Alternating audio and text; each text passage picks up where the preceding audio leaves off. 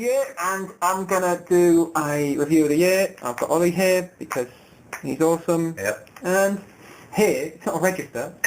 Yep. True Grit came out. That came out at the beginning of this year, didn't it? Yeah. The thing about the Coen brothers is if you cut them down, if you total them down to a level, if you make them structured to a book, they're brilliant. It's when they're their own self that they're zany, they're too much. I didn't like The Big Lebowski. I loved No Country for Old Men, and I think True Grit is an interesting film in its own right. Have you seen it, Ollie? Yeah. Did you think it dragged out too long there, or did you reckon they could have made it more succinct? I think they paced it well enough, but I think that they needed the relationship. I mean, the thing is you've got three stellar performances in that. You've got Jeff Bridges being completely incoherent, going sounding like he's Batman. Yeah. You've got Matt Damon, who makes sense until halfway through when he bites through his own tongue, and then he's with him.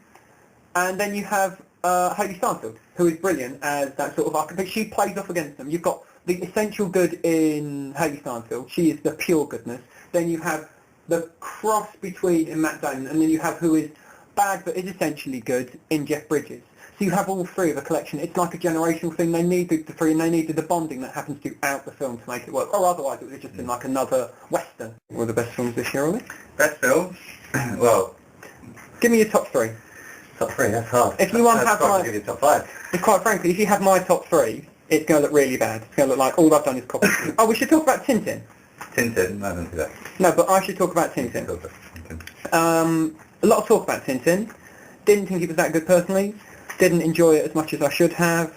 I thought that Tintin seems like a heartless bastard. But my question to everybody is, if you're listening to this, if Tintin is just a reporter, why does he have a gun? Well, why does Sherlock claim for the gun? Because he's because he's a detective. But Tintin is employed as a reporter, right? So it's like Piers Morgan carrying a sniper. No one's going to do... Well, it's not going to happen, is it? Oh, hello, Piers Morgan. Is that a revolver? It is indeed. Get in the car. In-Betweeners? All right, we'll talk about The In-Betweeners. I think The In-Betweeners was surprise of the year. I think it was a film that I judged before I'd watched it, and I think that proves to me... I love films like The In-Betweeners because it shows me that I can't judge a film before I've watched it. Because the thing I like about The In-Betweeners, the movie, I dislike this about the series. The series is crude, crass, and horrible, right? I've never said it isn't clever. It has always been a clever series, but it's not as clever as it should be. In the film, they had to tone it down because it's for a bigger audience, firstly. And secondly, in the series, you can have 30 minutes, because you're on screen 30 minutes, you can have these characters be exactly the same every week. Nothing's going to change. In a 90-minute film, that just isn't going to work. So you have to have people transform on screen.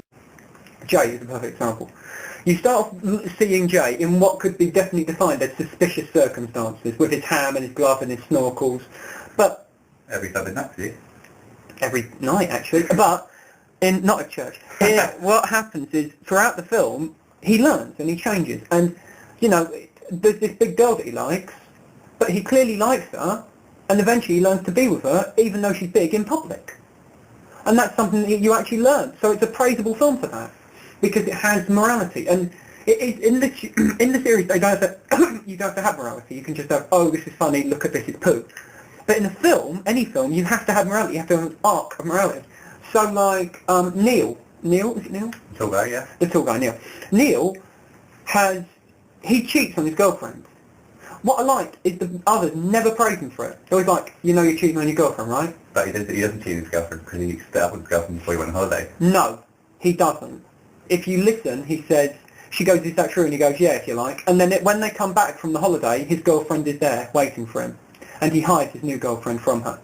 So he does cheat on his girlfriend, and the other's like, you're cheating on your girlfriend, this is wrong. And they condemn him for that. I like that. I mean, I do think it dips a little bit in the middle. When they have the fight, you know, when that inevitably happens, I think the stock in Malaga is going to go up through the roof. But then it is the holiday destination, but people will want to go just because the In-Betweeners are in there. That's a fine thing. It sold out. I mean, you know, it was the sleeper of the year, and it was so uncontainably brilliant, but... Did you think it was a surprise of the year because you weren't a fan beforehand? Whereas me, I liked the series. I thought it was going to be massive anyway. To be fair, it is a show that is on... It started off on E4 and got ridiculously high numbers. Then it went to Channel 4, got very good numbers, and it was in the cinema. But it's got a cult following, so it was... Yeah, but a cult following isn't... No, a cult following isn't sellouts. I mean, in Screen 1, that's the biggest screen that we had. Well, screen 12 is the biggest screen we had. Originally in the cinema we had it in screen 3, which is one of our smallest. We thought, oh, it'll be fine. We had to move it to screen 1. I think it surprised everybody how popular it was because it was selling out day in, day out, all the showings, up and down it was selling out. That is about probably say 1,000 people every 3 showings watching it. That is a lot of people considering that's all day. It took £2.5 million in its first opening day. Unknown. Now, I like this. You really had an axe to grind with this. No, I had an axe to grind with Taken. I hated Taken. Amazing film. With a passion. Amazing film. It didn't come out this year, so we can't mention it really. Unknown, but not as Taken good, 2, but still great. Taken 2 is coming out, so is that just going to be taken back or returned? I don't know. Taken 2. Cash credit. Yeah, hopefully, cashback. I was going to be called that, with Lee Mack starring. Yeah, I thought it was okay. Still waiting for a film for Liam Neeson to smile in. We might Not going to get happen, lucky. not going to happen. You can watch Leap of Faith, he smiles in that.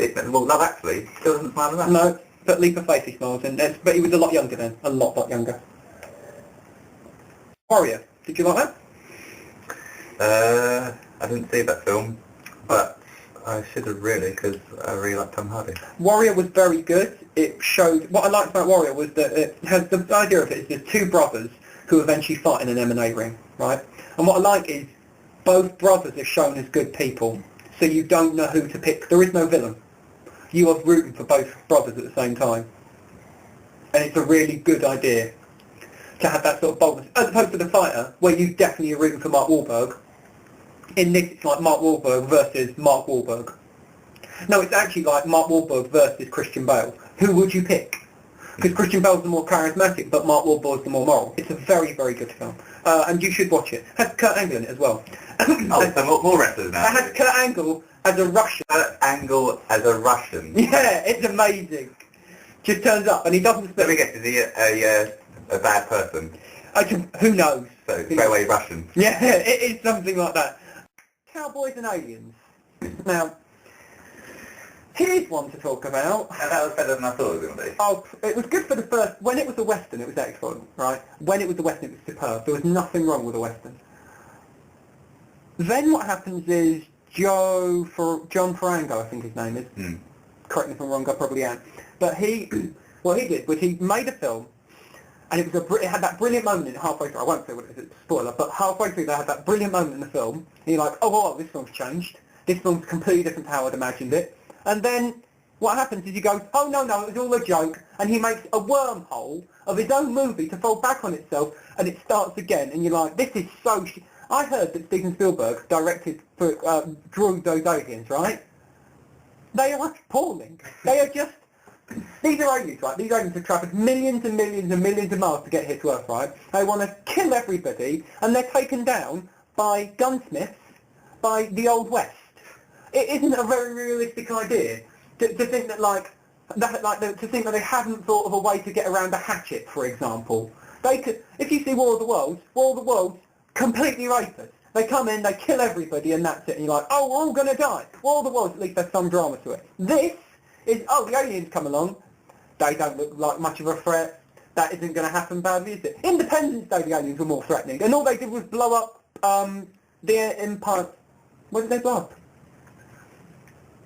The White House. They blow up the White House in that, an iconic scene. That's all they blow up.